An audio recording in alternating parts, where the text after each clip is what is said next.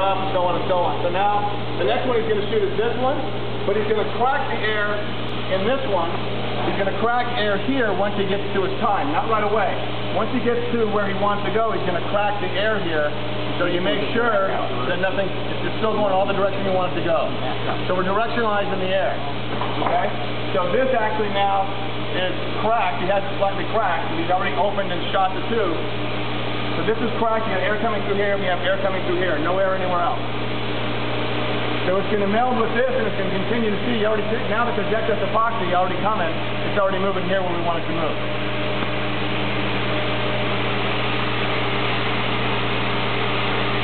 Look at our exhaust already, guys. We already have some exhaust coming because it's pulling little bits and pieces. It's already pulling to this 90 already. You can see it through here as it's pulling through the force volume. It's just pulling it through and kind of making the paint flatten a little bit. Yeah, the excess is really what's coming through here from the middle of the vortex is pulling from the middle of the pipe. How long does this take to do? And again, typically, depending on the size of the project, if it's a commercial building, it would depend on how many people we have, you know, how many floors we have, everything else. They're all working individually. We're able to isolate risers, so we can do, you know, floor by floor if we have to, or things like that. So it depends on how the building is situated. Next one? Yeah. Now look on this one here, guys. This one is actually further away than this one because it has more pipe, even though it seems to be closer. So as he's hooking up here before he hooks up here, because the goal is to get through here first before we come up. Yeah. And it's just a smaller sliver. Let's go. You're up. So now he pops it there. And this is a little more how it really, you know, a little better of the speed. He's slowing it down a little bit now, but that's kind of how it goes. It kind of goes pretty quick.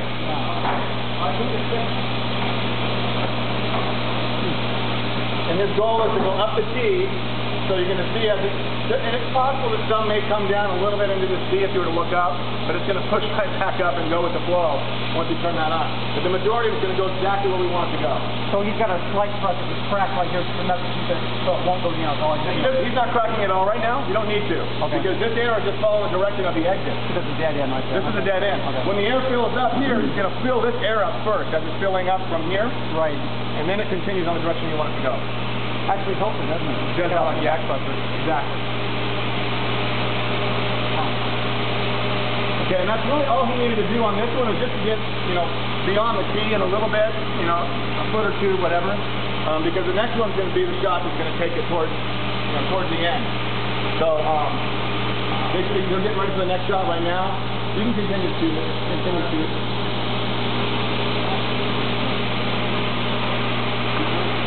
And on these small runs, it's kind of hard to mix the right amount of epoxy once you have excess because it's so small. Yeah. The excess just goes out to the exit.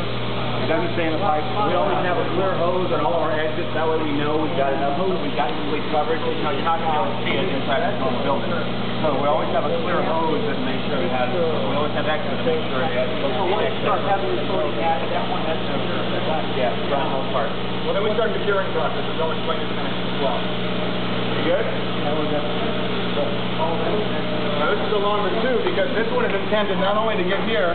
Hey Glenn, you saw this is a longer tube with more epoxy because this is intended to get us all the way to the exit now.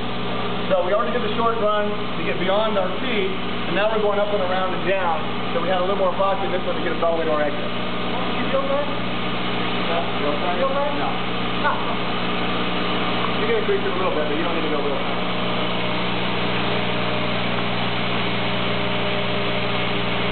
Root back is going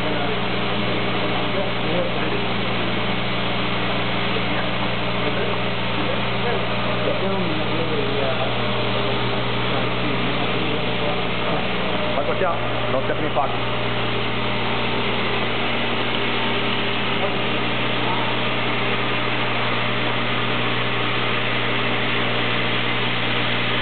So basically, guys, the next step in this, once we get through the entire pipe, we have to cure it. So then what we're going to do is we're going to bring all the valves and we're going to crack them based on the length and the size of where they're at. Give them 6 psi. We want to make sure that we don't have too much pressure in one that's going to stop the other one. So that's why the gauge is on our manifold here. if I have 15 pounds here and 10 pounds here, if I have 15 pounds coming here, well, as soon as it's there, it's going to stop everything else from flowing. So you got to watch the gauge and make sure that everything has the right amount of pressure flowing through from there. That's the critical part, especially when you're sharing. Once you get the epoxy there, that's half the battle. The second half of it is you enough flow through all the piping to done that. So yeah, we'll keep it that way. We'll keep it that way to the end. So it's really cured, yeah. We're going to cure this to a plastic state. Okay? It's kind of like what they do at the end of the exit is they cut them on every one, and they'll open up the hose, and they'll touch it with a glove, and you can basically feel it stick together. Once they get the shot, that's about 45 minutes to an hour typically, depending on the size of the pipe and how much epoxy you have. It could be 2 hours. It all affects the humidity and temperature and things like that. Get out of the glass and get it out. So all those things are there. And also, you have heaters that you can add in line with the pressure so it actually increase that temperature. Okay? So again, once they get done with this, they got the epoxy all the way to the exit. The rest of it now is going to flow from all the locations once they start curing it. You can see that the coating of pipe has already gotten all the way. And this is how they check to make sure that you got to have a good coat, at least a foot down. To make sure you have the epoxy where it's going. So once they check that, he's going to now crack everything, check his gauges, make sure nothing right. Even if it's over 45 minutes or whatever it needs to be to get it cured. That's good. Now when this is all done, whatever process or whatever kind of pipe you're doing, you guys do flow? We do flow before and after. We have a flow test, we do the flow and everything. Basically, you have to start and then go by, and everything has to flow it. And we do it by using containers and the measure.